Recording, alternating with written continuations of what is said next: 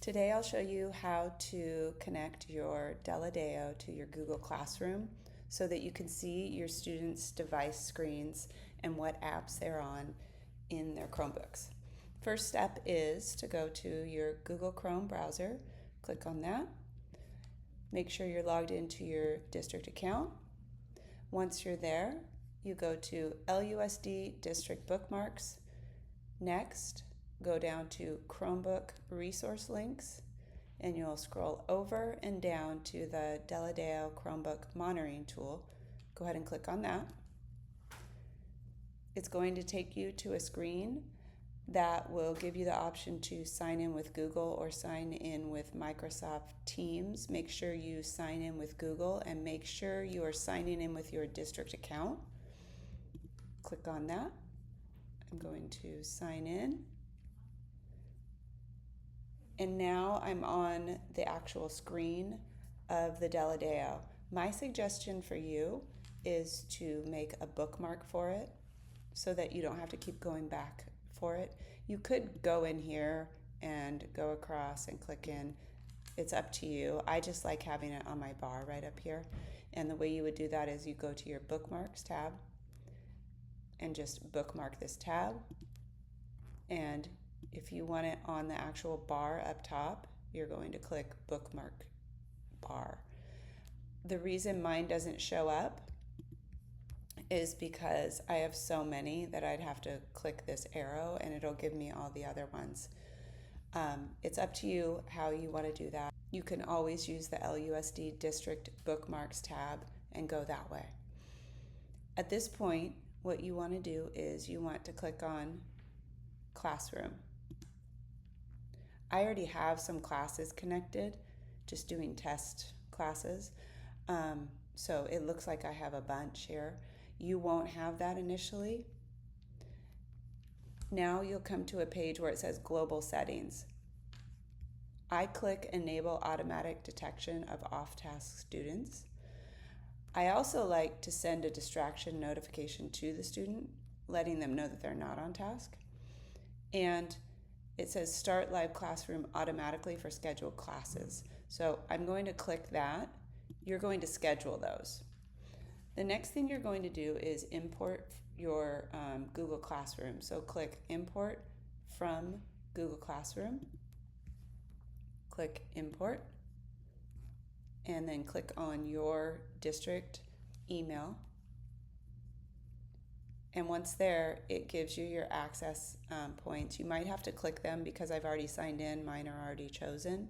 There might be some boxes you need to click here. I'm going to continue.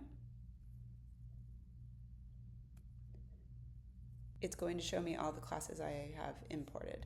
At this point, I'm going to click Done. When I go back to my classroom, I'm going to pick which class I want to see right now. So if you have multiple classes, you're going to have to go in each time. But if you're an elementary teacher, you're only going to have one. So I'm going to go into my test class.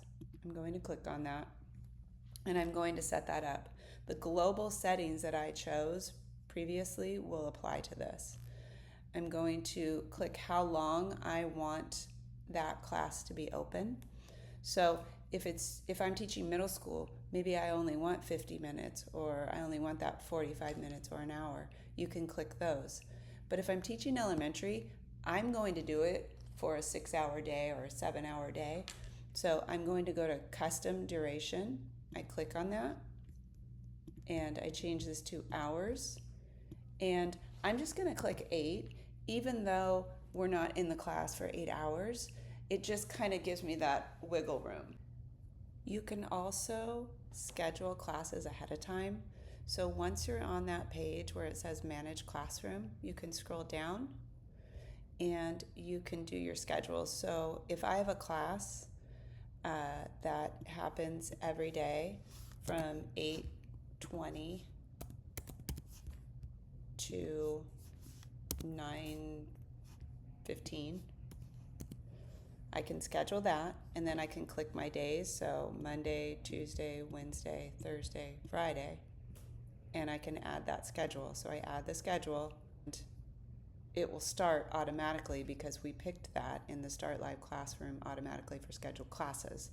You can do that too if you're an elementary teacher and you just want to schedule it ahead of time and you're like, I just want it to do it from Monday through Friday. I want it to be from my 8:20 start to my 3 o'clock end. You can schedule that too. Your screen will have many more students on it. I just have my son on here. That's in my test class.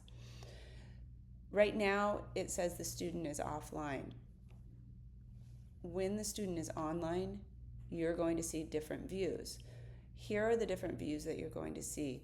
You see a tab view. That will tell you all of the tabs the student has open on their device. So if they're in Imagine Learning, if they're on one of the Imagine Math apps, Achieve 3000, they'll all show up here.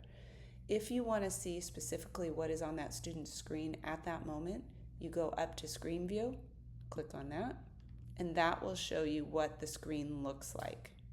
Right now, I can't see what's on because the student is offline.